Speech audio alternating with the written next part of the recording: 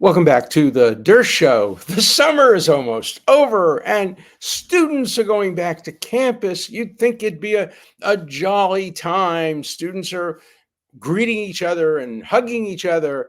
No, no, no. The anti Israel bigots, the Hamas supporters, are trying to destroy the education of every student at every major university. Let's begin at the University of Michigan, a state funded public school. So there was a coup recently in which there was an election to control the student government. 12, 13, 14, 15% of the students voted. More than 80% didn't vote. And the bigot party, the shut it down party, the party that ran on a campaign basically to shut down the university and to turn the university into the University of Hamas and University of Gaza, won the election by one vote, a narrow election, and elected the president, a bigoted woman who will do anything to oppose Israel and essentially oppose America. And they came up with a tactic. Under the rules of the University of Michigan, again, a public school, tax funded, it's the students who decide how to allocate funds to various groups. So the ultimate Frisbee team can't play unless this coup elected group of bigots decide that they can play. Excuse me. Other groups as well can't operate. The ballroom dance club is closed down unless the school divests from Israel. And so what's happening is these Hitler youth who are taking over the university and will soon shut down classes and will soon have encampments and will soon block students from coming to classes if they're Jewish or Zionist, or will soon attack students who are wearing a yarmulke or a Star of David.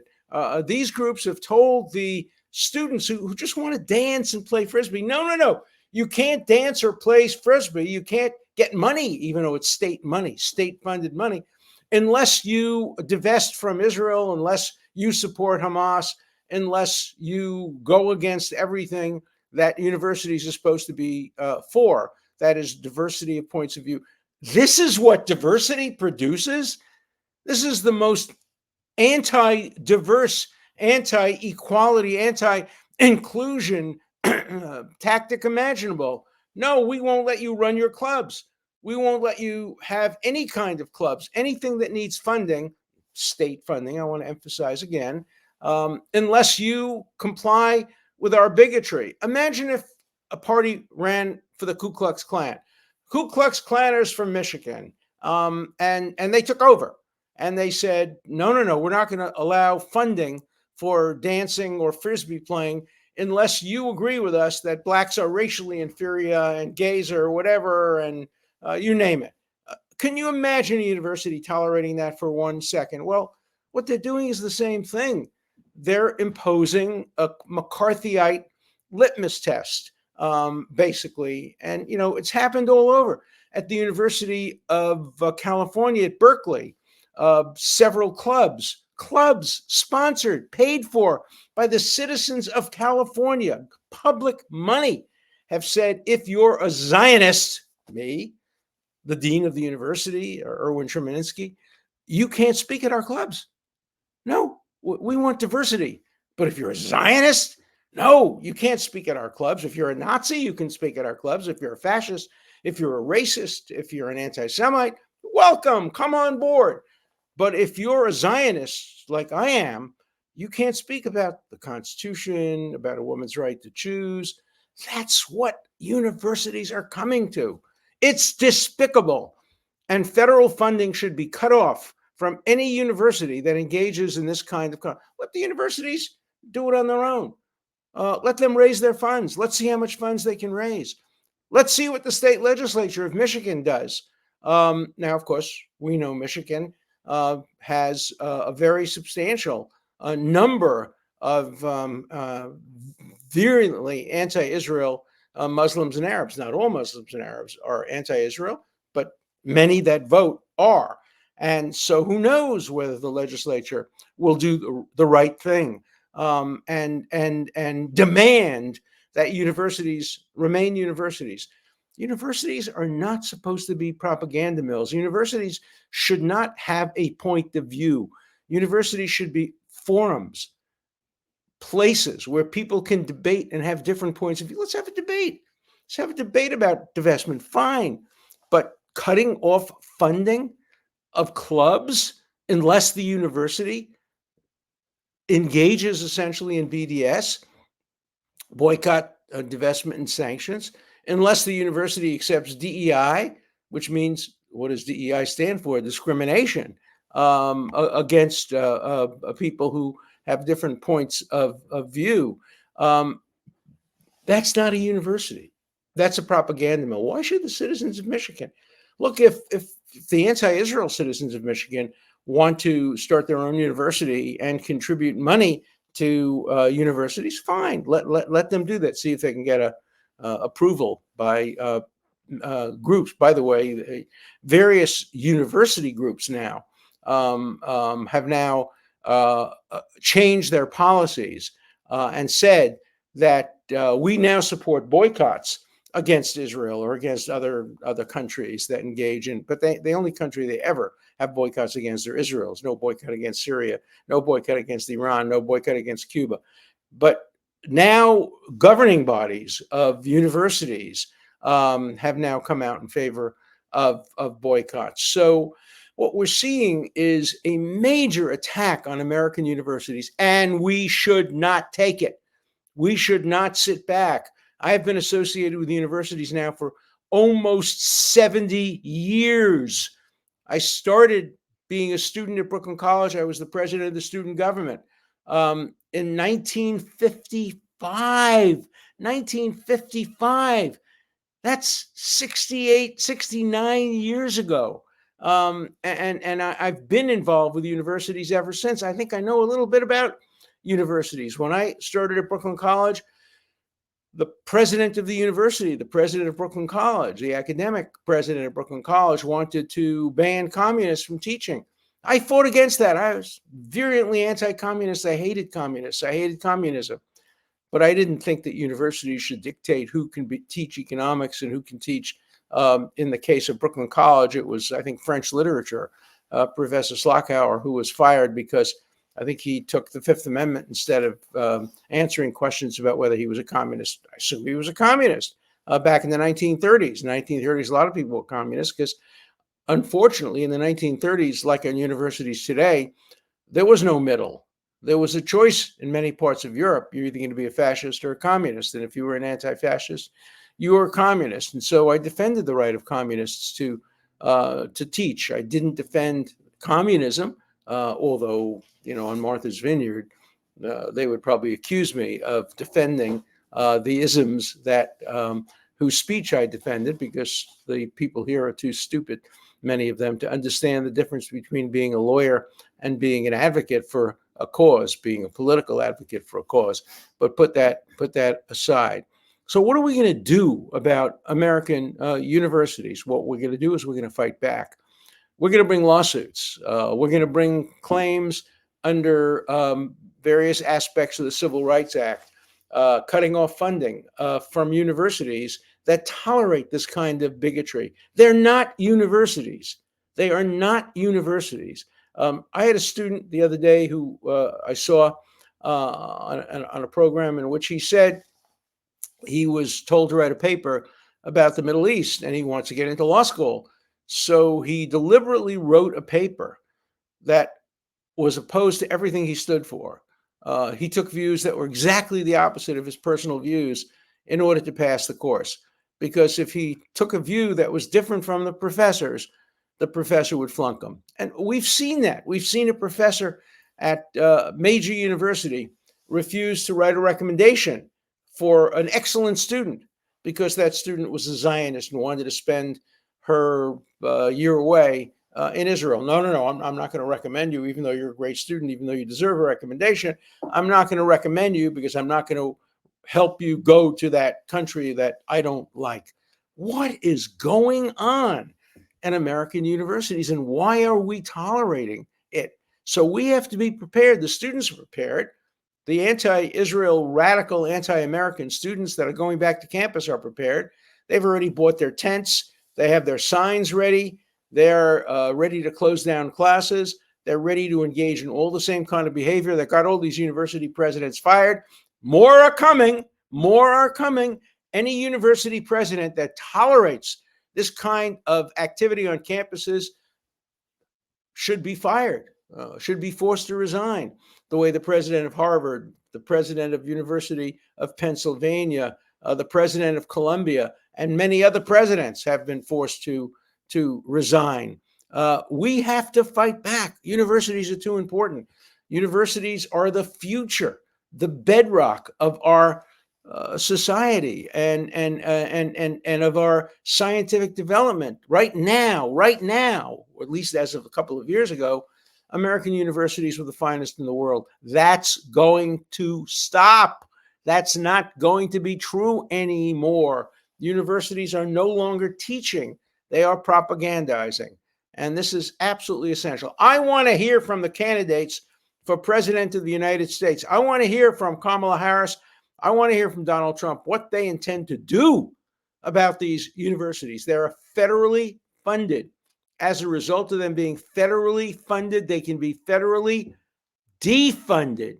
No American taxpayer should be required to pay for propaganda rather than education. Education is supposed to produce open-mindedness, not closed-mindedness. I've said this before.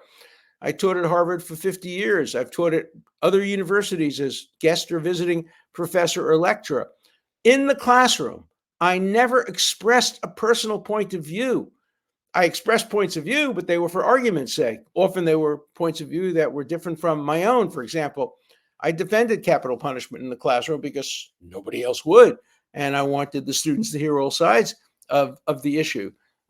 So the idea that a professor uses that almost sacred lectern as a way of grading students based on their ideas is pure McCarthyism. And it's McCarthyism that should not be allowed to exist at major universities. We have weapons. We have weapons. We have contributions from donors. Many of them have stopped making contributions to universities as long as these universities are propaganda mills.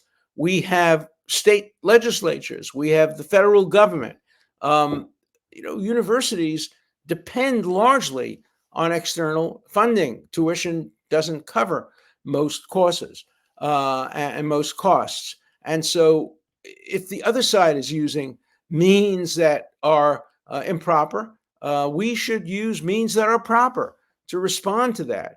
We should be telling universities that they will not be allowed to continue to get federal funding if they continue to tolerate on campus bigotry that discriminates against students based on their viewpoints. Again, the shoe on the other foot test. Imagine what would happen if these protesters were supporting the Ku Klux Klan, were supporting the lynching of blacks, were supporting discrimination against gay or transgender people. They wouldn't be tolerated for 1 second. There is no difference under the First Amendment. The First Amendment is content neutral and requires that the state act in a content neutral way. And it's not content neutral to apply a double standard and say, well, these students they're just political. They're opposed, to apartheid in Israel. No, it's the same thing. Whether you're espousing views of the Ku Klux Klan or the Nazi Party on the one hand, or espousing the views of Hamas on the other hand, governments cannot make a distinction. And the way they would treat people who espouse Nazi and Ku Klux Klan views is exactly the way they should be dealing with students who express the views of Hamas. And let's understand that these are anti-American students. And some of them admit it. They want to bring down America. They want to end capitalism, the free market society. Fine, let them do that. They have a right to do that. I defend their right to do it. But let them not stop other people from going to class and other people from participating in clubs. It's no great tragedy if the Frisbee club or the dance club or whatever doesn't have funding. Universities won't fail as a result of that. But the idea that one group of students could stop another group of students from enjoying themselves, after all, the Frisbee club and the dance club have as much right as the student government does to operate, and the idea that restrictions are being placed on the funding to help students do what they want to do while on campus, unless the school capitulates. Now, the president of the University of Michigan said we won't capitulate, that BDS is off the table, sanctioning Israel is off the table, but who knows whether or not some schools will give in and capitulate. I have to tell you, if any school capitulates and decides to impose boycotts on Israel, I will be advocating the resignation and the firing of that president and others on the board. And I think we'll have a lot of support for that. Now, what about private universities? Private universities are not governed by the First Amendment. They can have a double standard. They shouldn't, but they could. Many of them say in their charters that they shouldn't have a double standard.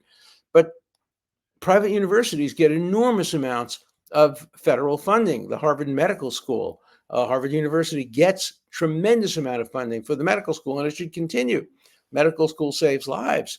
But the idea that the funding for the medical school is dependent on whether or not a group of students who are elected to student government should have the right to shut down the school, shut down classes, shut down access to classes, shut down access to the funding of clubs. We're in a state of anarchy on university campuses, and university presidents have to do something about that. They have to stop what's going on today on university campuses. These are not First Amendment protected activities.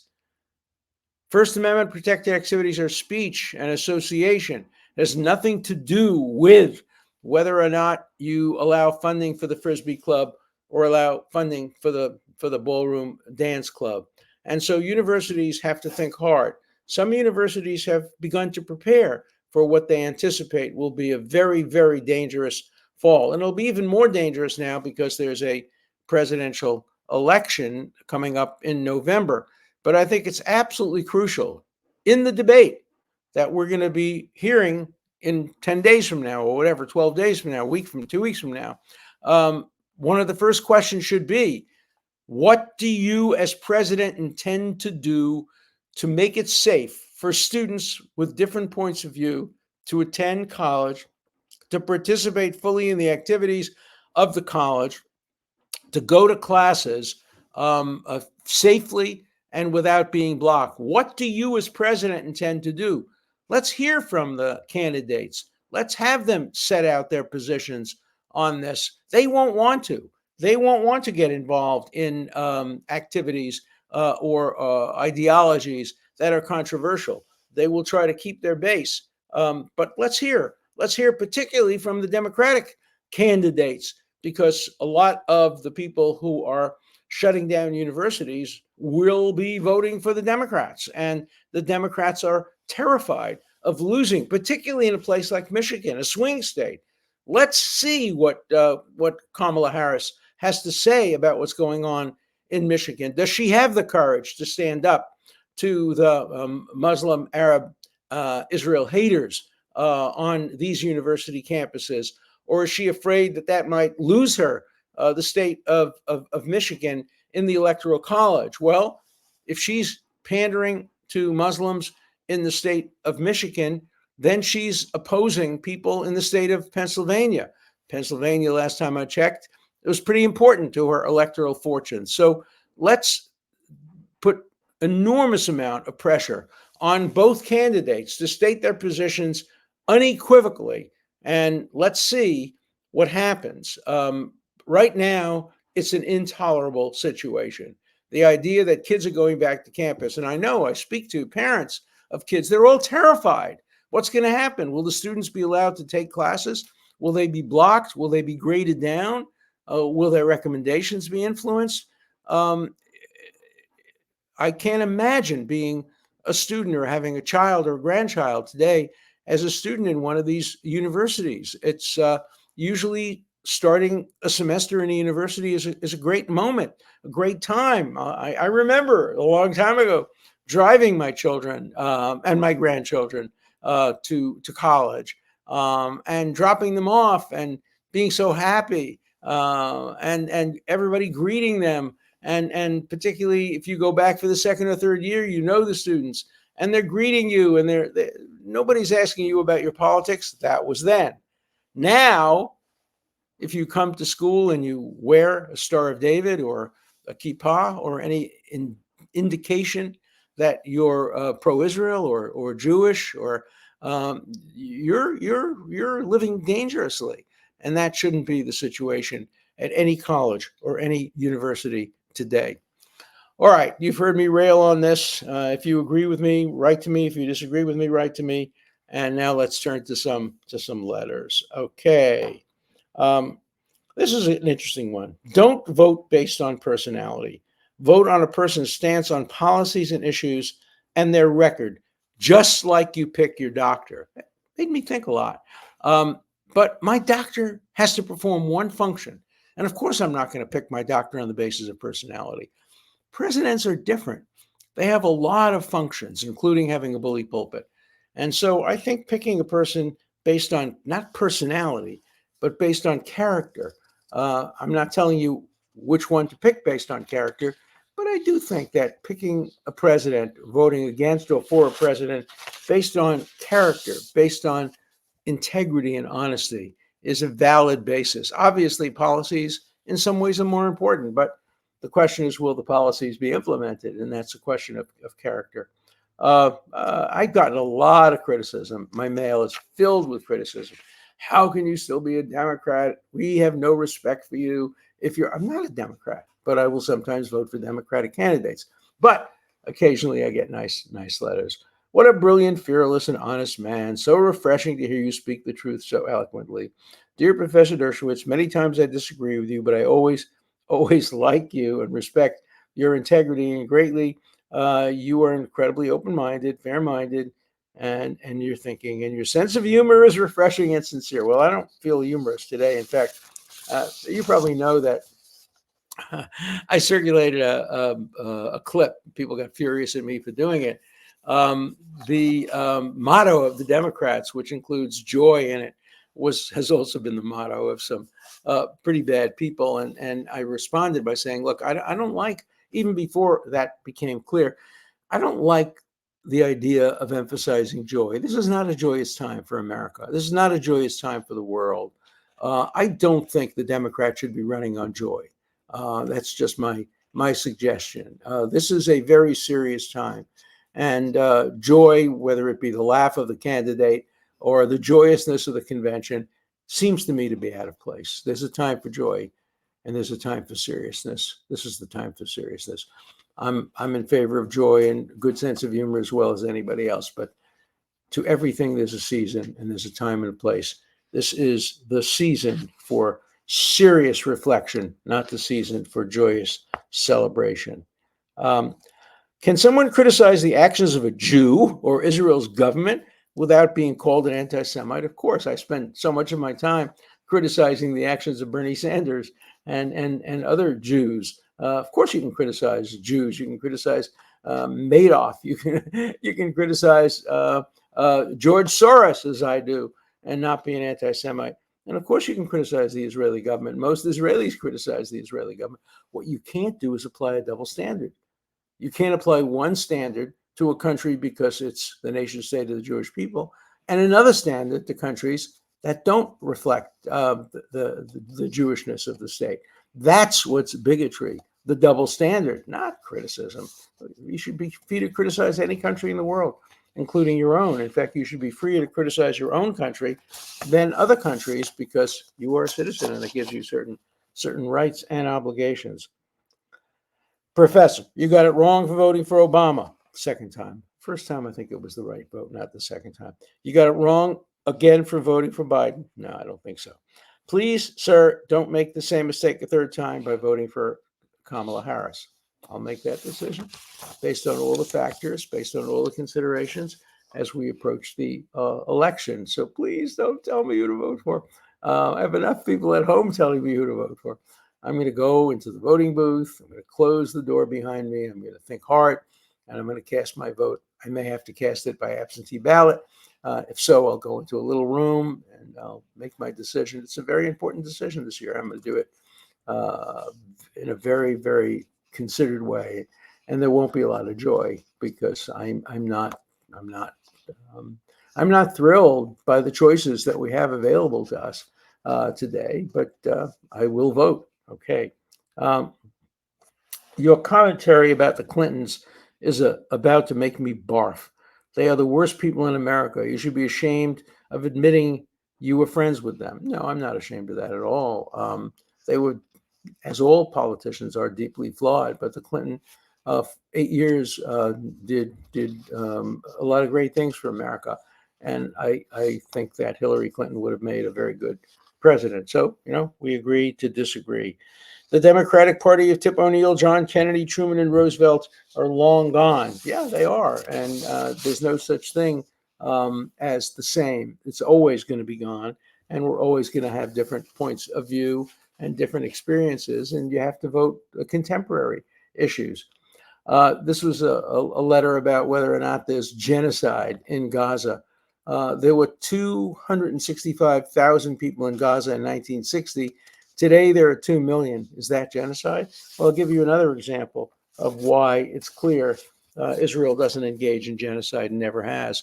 Israel engaged in a major preemptive attack on Hezbollah just a couple of nights ago, and they destroyed thousands of rockets that were aimed at Tel Aviv and other areas.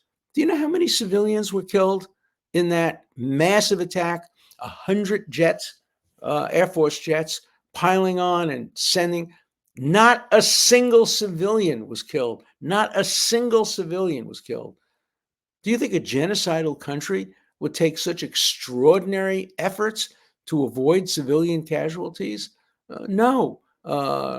Just today, as we speak, the Israelis rescued a hostage, not a Jew, but an Israeli of Bedouin Arab background. I haven't seen the reports of whether or not people were killed. Let me make a categorical statement. Israel never, not almost never, never tries to kill civilians in Gaza. They try everything in their power to prevent civilians from dying. Why? Oh, you can say because they're good people and because they have high standard of morality. Put that aside for a second. Because it hurts Israel. Anytime a civilian is killed, and CNN shows it, the dead baby strategy, it hurts Israel. Every time a civilian is killed by Israeli power, it helps Hamas. So why would Israel want to help Hamas? Why would it want to hurt itself? Think about it logically. Why would Israel ever want to kill a civilian? It doesn't. It wants to kill terrorists, and it's doing a pretty darn good job killing terrorists. One to go. If they manage to get Sinwar, and now we have reports that the United States intelligence has come up with a kind of radar that can see into caves and into tunnels, and they have given the Israelis the benefit of their radar in an attempt to try to kill Sinwar. And Sinwar probably knows about that, and the reports are he's now left the tunnels, and he's dressed up as a woman, and he's walking through the streets or hiding in Khan Yunis. That may be the case. I hope that Sinwar's days are numbered, because I do think that if Sinwar is killed, the war can be declared over. If Sinwar is captured, it will do no good, because if Sinwar is captured, all will happen is that the Hamas will start killing the hostages and say, we're going to kill all the hostages unless you release Sinwar, and then Sinwar will be released. So I would think that the result that Israel and America is seeking is the neutralization of Sinwar, And that can come about in only one way. Sinwar is a combatant. He's the head of Hamas. He's a perfectly legitimate target. He probably surrounds himself with Israeli hostages to use them as human shields. But in any event, one hopes that the war could end quickly, that there could be a ceasefire, but a ceasefire that brings about two results. One, the return of all the remaining hostages. And second, the inability of Hamas to do again what it's promised to do, namely to do another October 7th and to kill even more Israeli civilians. This is not symmetrical. And when I hear some people at the Democratic Convention and other places equate Hamas and Israel, saying, well, on the one hand, there's this, on the other hand. No, there's no on the one hand, there's no on the other hand. This is not symmetry. This is a democracy fighting within the rules of war and within the rules of law, trying to combat a terrorist group. Just like when 9/11 occurred, when they blew up planes with American citizens on it, and they blew up the World Trade Center. That was not symmetrical. They killed civilians. And what the United States tried to do is get the leaders of the groups that brought about this killing of Americans. And they did. They managed to get Osama bin Laden and to kill him. That's the right result. And I hope Israel can achieve a result that allows them to permit a ceasefire that doesn't enable Hamas to come back. So, let's go back to colleges for just 1 second. This is a testing time for American universities, and we're going to grade you. And there's no grade inflation here. And right now you're flunking. Right now you're failing. Let's see if you can pass. Let's see if you can save American universities. See you tomorrow.